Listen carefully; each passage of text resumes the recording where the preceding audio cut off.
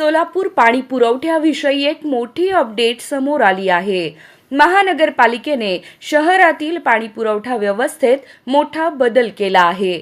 आतापर्यंत 3, 4 आणि 5 दिवसाआड अशा 3 पद्धतींनी होणारा पाणी पुरवठा बंद करण्यात आला असून आता शहराला फक्त 4 आणि 5 दिवसाआड पाणी पुरवठा केला जाणार आहे।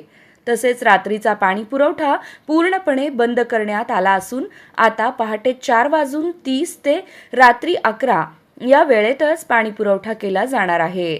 बाळे, केगाव, चौपाट, रेल्वे लाईन परिसर, भद्रावती पेठ, सेटलमेंट, पारसिवल टाकी, नेहरू नगर, आदित्यनगर आदी भागांमध्ये 4 दिवसाआड पाणी पुरवठा केला जाणार आहे।